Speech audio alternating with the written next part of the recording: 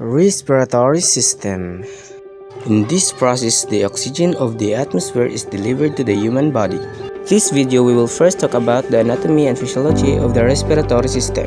And we will discuss how the gas transportation, and little we talk about how the respiratory regulation in the human body. So first coming to the anatomy and physiology of the respiratory system.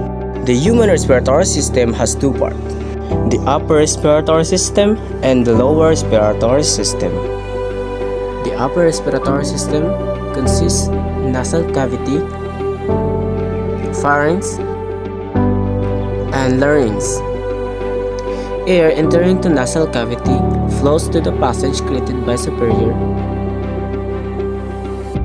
frontal, maxilla, nasal, ethmoid, and vomer of the 5 bones of the nasal cavity that form framework that support the nose.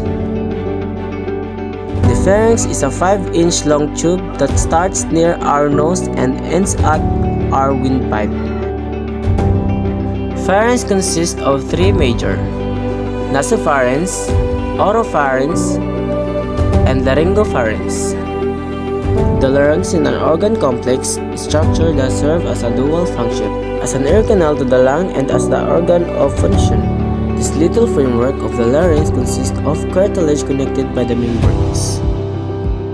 The lower respiratory system consists trachea, bronchi, bronchioles, and lungs. The trachea, commonly known as the windpipe, is a tube about 4 inches long and less than an inch in diameter in most people. The trachea begins just under the larynx and runs down behind the breastbone. The trachea then divides into 2 smaller tubes called bronchi, 1 bronchus of each lung. The bronchi are the air passage into the lung that begins at the end of trachea. There are 2 bronchi, 1 for each lung. The bronchi divide and redivide to form a bronchioles. There are 2 lungs in the human body, which are located inside the thoracic cage. The right lung is bigger than the left. The right lung has 3 lobes, and the left has 2. Now let's see how gases transportation takes in our body. During normal inhalation, air containing oxygen passes to the nose and mouth to the lungs. During normal exhalation, air containing carbon dioxide and other waste passes are the same path. The process of moving air in and out of the lung is called pulmonary ventilation or breathing. During normal inhalation, the diaphragm and external intercostals contract and the rib cage are recessed in.